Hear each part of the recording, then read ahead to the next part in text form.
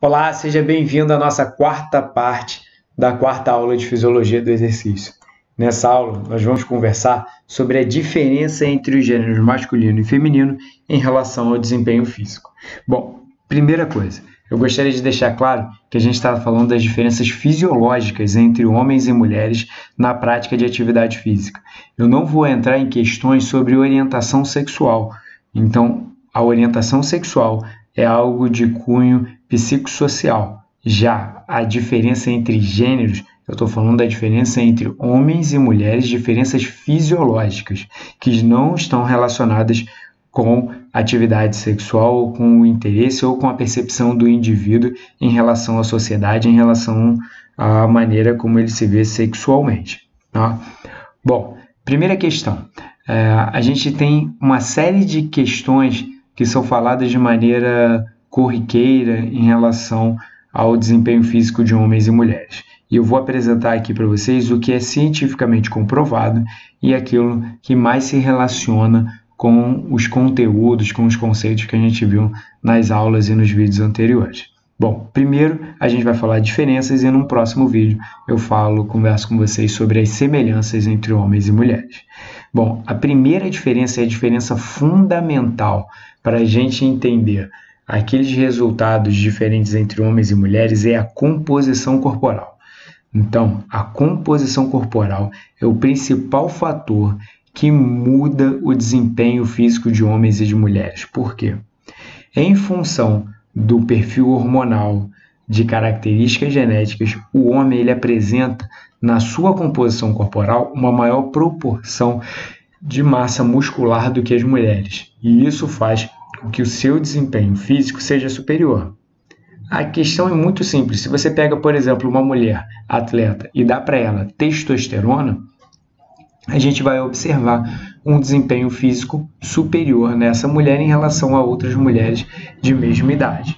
Vamos entender como que funciona a influência da testosterona, tanto em homens quanto em mulheres, em relação à atividade física. Bom, primeiro, observando o gráfico, a gente tem a seguinte situação. Homens e mulheres, eles têm uma quantidade de massa muscular que é proporcional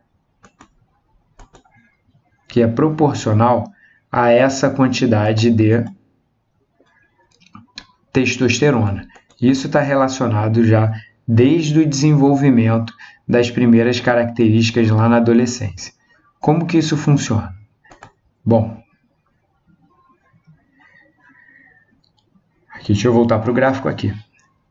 Durante o período de 0 a 6 meses, os níveis de testosterona de homens e mulheres são diferentes. Isso está relacionado com a formação embrionária, formação de cérebro e de características masculinas e femininas. Depois, ainda no período embrionário, essa testosterona ela vai reduzindo e na infância, nos primeiros anos de vida, a diferença ela é irrisória entre homens e mulheres em relação à quantidade de testosterona. Já na adolescência, no segundo estágio da adolescência, ou seja, no período em que começa, de fato, o estirão de crescimento, o nível de testosterona de homens sobe e o de mulheres praticamente não se altera. Existe uma pequena alteração no nível de testosterona feminina e isso está relacionado com uma conversão natural de testosterona a estrogênio e de estrogênio a testosterona. Isso ocorre naturalmente, né? Bom, pensando no nível de estrogênio, o nível de estrogênio das mulheres sobe significativamente durante a adolescência e depois ele tende a ficar muito maior em mulheres do que em homens. Essa característica de testosterona e estrogênio faz com que homens apresentem na adolescência um incremento em massa muscular sem um incremento proporcional de massa gorda. Já as mulheres têm um discreto incremento de massa muscular, mas principalmente um aumento de massa gorda, dando as características de silhueta do corpo feminino. Então, as mulheres acumulam gordura em mamas, coxas, glúteo, de uma maneira diferente de homens. Isso se dá pela diferença hormonal. Bom, então, isso é um dos principais fatores que vai implicar numa quantidade de massa muscular diferente para homens resultando numa quantidade diferente de massa muscular.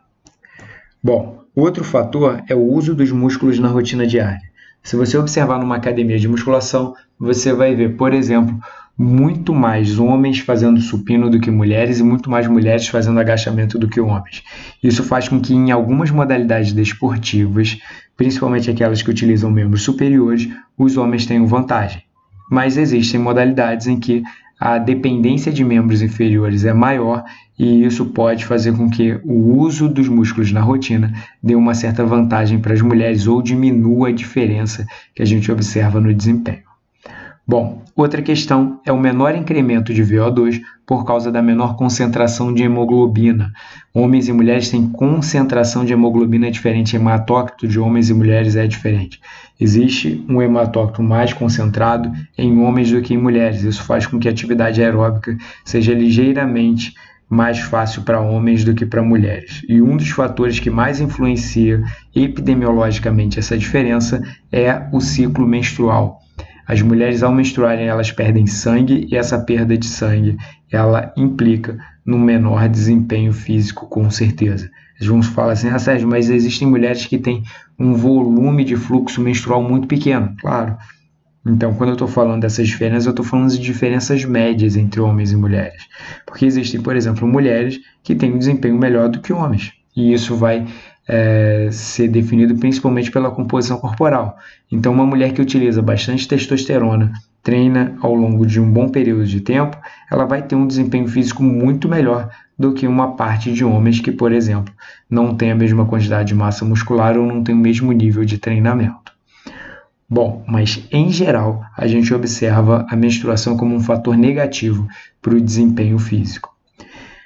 Existe uma questão importante que eu preciso destacar em relação ao ciclo menstrual, que é a tríade da atleta. E falo da atleta porque só existe em mulheres e também é um fator que vai prejudicar o desempenho físico das mulheres. Quando a gente observa uma mulher com déficit de ingestão calórica, ou seja, com uma ingestão calórica menor do que a necessária, e um déficit que eu falo significativo, não estou falando de reduzir a ingestão calórica em 50, em 100, 200 quilocalorias, não. Estou falando de redução na ingestão calórica significativa, estou falando de dietas cuja ingestão calórica está próxima à taxa metabólica basal, por exemplo, bem distante da quantidade de energia que ela gasta ao longo do dia todo.